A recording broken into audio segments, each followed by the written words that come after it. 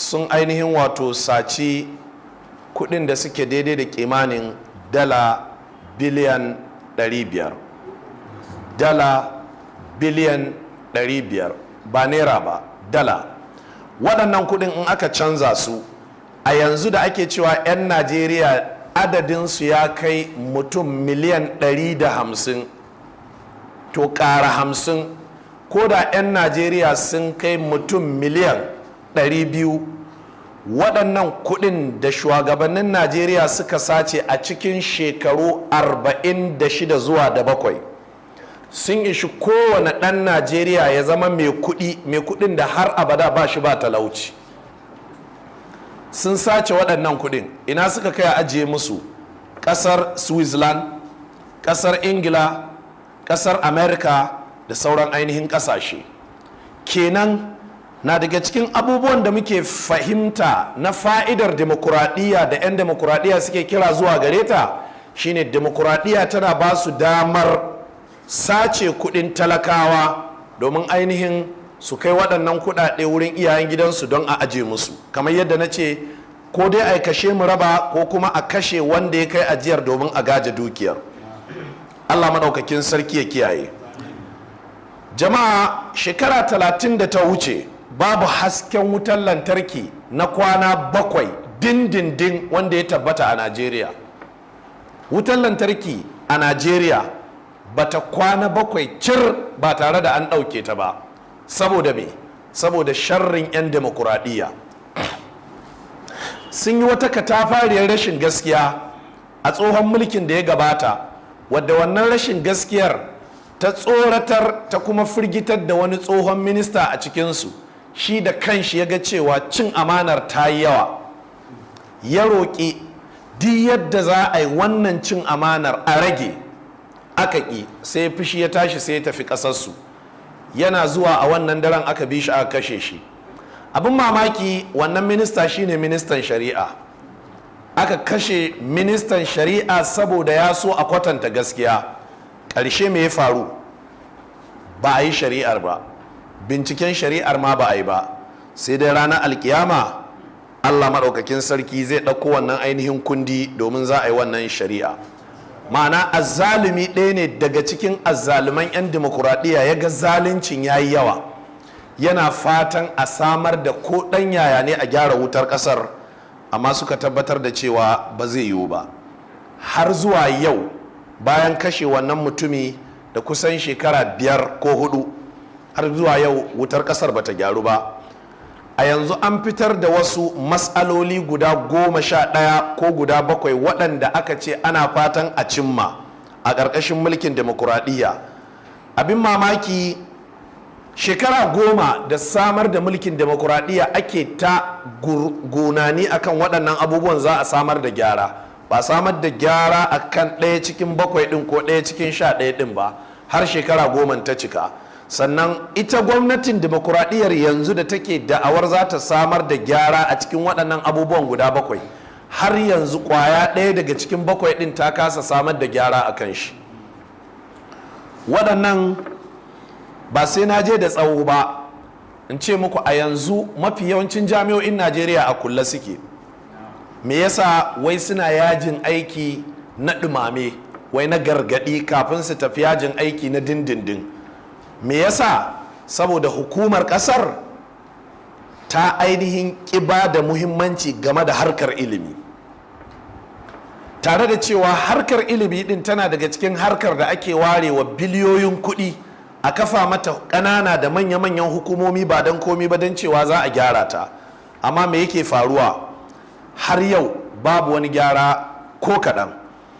Jama'a, ga duk wanda ya saurari tashar BBC a wata 2 da suka wuce, BBC ta rinka bin karkaru, wato ƙauyuka, tana ɗauko ainihin rahotanni game da irin yunwa da fatara da rashin wuta da jahilci da rashin aikin yi da rashin aminci da zaman banza da makamantansu waɗanda suka cika karkarunmu, wanda yake hakikanin al'amari wannan abu da BBC ta yi ta taimaka mana mu wajen ainihin ƙara tona asirin cewa demokuraɗiyya tsari ne wanda bai dace da ɗan adam ba ko miskala zarratin. Hasali ba ɗan adam ba ko kare wanda ba shi da mutunci da 'yanci a cikin dabbobi da halittun Allah bai kamata a gudanar mishi da demokuraɗiyya ba, saboda yana da rai wadda numfashi ke bugawa, ya cancanta ya samu hutu a cikin rayuwa. To ko kare don aka zaunar da shi a inuwa a cikin yashi mai sanyi sai ya yi haki saboda rashin godiyar Allah, bai cancanta ainihin a ɗabbaka mishi tsari na ainihin demokuraɗiyya ba, balle ɗan adam wanda Allah yake cewa walaƙad karramna bani adama wa hamalnahum fil barri wal bahari. Allah da kanshi ce ya girmama ɗan adam, ya ɗauki ɗan adam tudu da kwari ya ainihin mutunta shi. Jama'ar musulmi, idan kuka koma fagen bbchausa.com za ku samu waɗannan rahotanni, domin za ka ga inda za ka latsa za ka ga rahotannin BBC Hausa a Karkara. Duk waɗannan rahotannin da ka ji suna nan har yanzu akan intanet da ɗumi-ɗuminsu. Don Allah ka je ka buga www.bbchausa.com, kana bugawa in ya buɗo maka shafin sai ka tafi daidai rahotannin BBC Hausa a Karkara, ka latsa wannan wurin za ka ga hotuna na irin munanan hanyoyin da ke Najeriya. Amma waɗannan hanyoyin 'yan demokuraɗiyya sun rubuta, sun je sun yi tattaunawa a majalisun dokoki na jihohi da na ƙananan hukumomi da na tarayya a bisa tattaunawa da fitar da kuɗin aikin waɗannan ainihin hanyoyin. Amma hanyar ko da birji ba a je ainihin an watsa mata ba, wato ko da jar ƙasa ba a je an watsa mata na ciko ba. Asibitoci da wuraren shan magunguna, gazawar demokuraɗiyya ta bayyana. Har yanzu jama'a, gwamnatocin demokuraɗiyya bayan sun kasa samar da asibitoci wadatattu, sun kasa samar da hatta wuraren shan magunguna na ainihin masu fama da cuta irin cututtukan kutare, abin sai zama aibi. Sai kasashen waje sun zo sun kafa asibitocin shayar da kutare magunguna, wanda yake a yankin arewacin Najeriya samar da asibiti kwaya 5 ya isa, amma dukkan gwamnatocin jihohin arewacin Najeriya sun kasa samar da wannan. A yankin kudu haka sun kasa samarwa. Ina fa'ida game da ainihin demokuraɗiyya? Babu.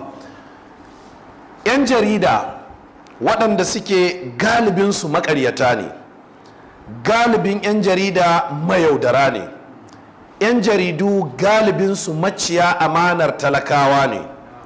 Su ma demokuraɗiyya ba ta basu ba, domin yau kwana 5 da ta wuce wani ɗan jarida ya nuna mini irin yadda 'yan demokuraɗiyya suka shaƙe shi shaƙar da sai da ya jiyo ƙanshin lahira, domin sai da kwalar rigar shi ta ainihin yanka mishi wuyan shi kamar an sharɓa mishi takobi saboda tsabar shaƙa. Shi da kanshi ya ce mini babu shakka sai da ya sakankance cewa ya mutu, sannan sai ji ya dawo. Shine kaga ya jiyo ƙanshin lahira kenan, sannan ya dawo. Tare da haka har yanzu an kasa samun gidan rediyo kwaya ɗaya, an kasa samun kafar jarida kwaya ɗaya, an kasa samun wani gwarzon ɗan jarida kwaya ɗaya da zai tashi ya zage yana bayyana sharrorin da ke cikin wannan demokuraɗiyyar. Allah wadarai da tsarin aikin jaridu na Najeriya.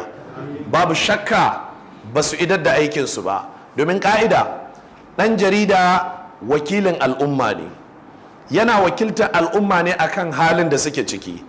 A yau babu wani ɗan jarida wanda zai iya zuwa wannan wuri da muke gabatar da waɗannan bayanai, ya iya ɗaukar waɗannan bayanai keke da keke ya yada su a ƙasar nan. Me yasa? Tunda an ce mulkin demokuraɗiyya mulki ne da ya baiwa kowa 'yancin faɗin abin da ya ga cewa daidai ne. Maganganun nan da muke baƙaƙen maganganu muke? Ba baƙaƙe ba ne. A shari'a muke? Ba a shari'a ba ce. Hayaniya ce? Ba hayaniya ba ce.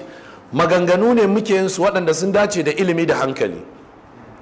Da 'yan jaridu yau sai su zo su ɗauka. Idan ba su ɗauka ba, yau wannan ainihin wa'azin ko kuma laccar da muke, da za mu ɗauke ta mu kewaye gidajen rediyoyin Najeriya kakaf, tun daga na gwamnati har masu zaman kansu, ba wanda zai yadda ya sa wannan.